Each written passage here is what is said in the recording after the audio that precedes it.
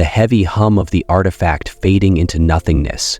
Kehinde stood motionless, his sword still gripped tightly in his hand, staring at the place where Azura had fallen. The glowing blue light that had once filled the clearing had dimmed, leaving behind only shadows and the faint echo of her voice. The air felt thick, oppressive, as if the entire world had paused in the wake of the destruction he had just wrought. His breath came in ragged gasps, his body trembling, not just from the exertion of battle, but from the weight of what he had done. He had killed Azura, his guide, his ally. He had believed in her, trusted her, but she had deceived him, used his pain and thirst for revenge as tools to manipulate him into unleashing a power far greater than he had ever imagined. The truth stung like poison, and Kehinde felt the sharp edge of betrayal deep in his chest. He hadn't just lost a friend or a mentor. He had lost a part of himself. "Oh, what have I done?" he muttered under his breath, his voice hoarse with regret. As the realization of his actions settled in, a sudden wave of sorrow crashed over him. The world around him seemed to spin, the faces of the people he had fought for, the families, the innocent lives, flashing before his eyes. Had all the bloodshed, all the pain, been for nothing? He had killed Bakar, believing him to be the source of the corruption, believing him to be the enemy, but it was Azura who had been the true threat. And now, with her death, the land was left in turmoil. The artifact lay dormant, its power lingering like a curse upon the earth. What had he really accomplished? "You freed the world from her grip," a voice called softly from behind him. Kehinde spun around, his heart leaping in his chest. Standing in the shadows was a figure he recognized instantly. Bakar. But Bakar was supposed to be dead. Kehinde's mind reeled. Was this an illusion? A trick of the artifact's dying power? "Kapau," Kehinde whispered, his voice barely audible. His mind was still trying to piece together what was real. Bakar stepped forward, his face solemn, his eyes filled with an unspoken sadness. "It's me, Kehinde. I didn't die. Azura's magic saved me, but it also trapped me. She made me watch, made me helpless while you followed her path." Kehinde's heart sank. But I killed you," he said, his words breaking in his throat.